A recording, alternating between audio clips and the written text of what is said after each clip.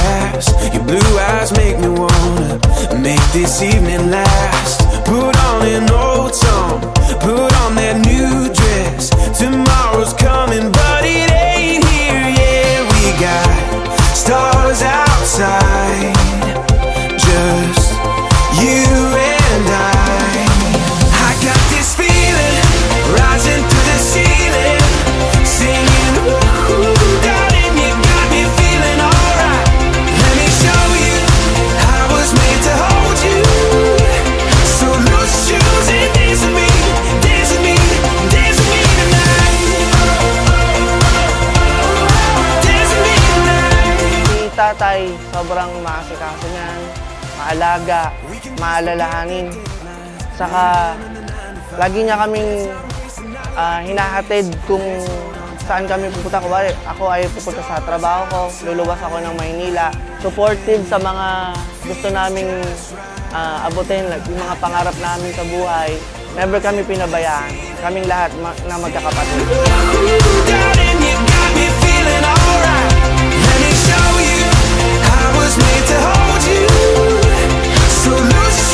Sa pinakamabuting tao. At siya ay may isang paninindigan, may isa siyang salita. Talagang nagagawa niya ang lahat para sa amin. Talagang napapatunayan niya. Sa sobrang kabutihan niya, naglingkod pa siya sa aming barangay para maibahagi niya yung kanyang kabutihan at sakripisyo sa bawat kababarangay niya.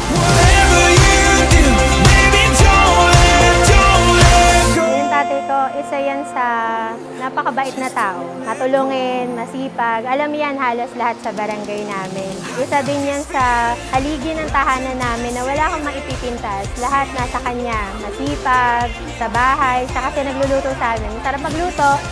Tapos, mapagmahal sa magulang, mapagmahal sa mga anak, pamangkin niya at asawa.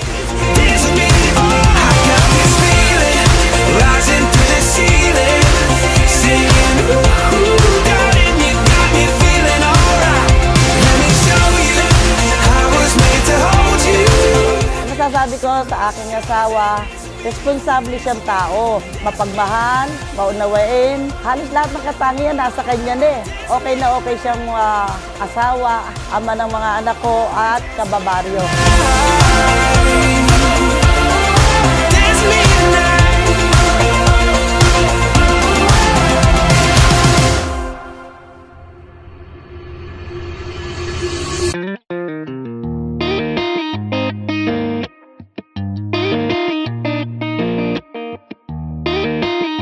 We planned ahead of time like a month ago. Kami magkakapatid.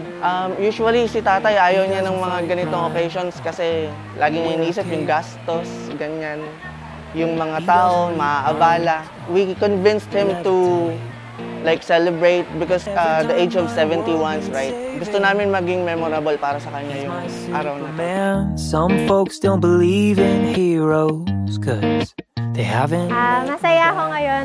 Mas ano kasi namin eh, mas ma-accommodate yung mga bisita kasi hindi na siya surprise. Unlike before ng birthday ni nanay.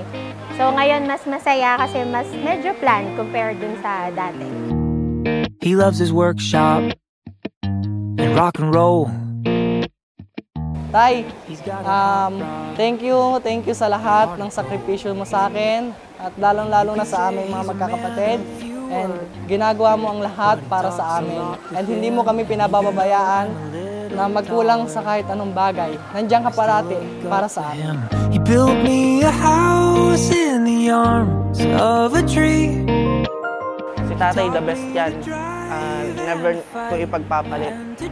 Salamat kasi pinakita mo yung tunay na pagmamahal sa akin at sa aming magkakapatid. Pinalaki mo kami ng maayos, sinuportahan mo kami kahit anong mga desisyon namin sa buhay. Binigay mo yung tiwala mo sa amin. Ang wish ko, sana mas marami pa tayong pagsaluhan ng mga memories. Gusto ko ipasalamat sa tatay ko, maraming bagay eh. Hindi lang bilang na pagtapos niya kami ng pag-aaral, lahat ng sakripisyong ginagawa niya sa amin sa araw-araw. Yung tatay ko kasi sobrang maasikaso niyan. Kahit mula nung bata pa lang ako hanggang lumaki ako, makapagtrabaho ko, sobrang careful niyan sa amin. Nahatid sundo pa rin ako niyan kahit may sarili na akong sasakyan. Sa lahat ng bagay na meron kami ngayon, lahat pinapasalamat ko sa kanya. Pati sa Maraming salamat sa lahat ng ginagawa mo para sa pamilya natin, sa akin, sa ating mga anak. Maraming salamat sa iyo. Happy birthday, mahal. I love you, I love you, I love you. Tumayo po tayong lahat at pasalubungan po natin ng masigabong palakpakan ang ating pong birthday celebrant, the man of the hour, none other than iginagalang Fonzie Juanito de Lara Cruz. Feeling rising through the ceiling, singing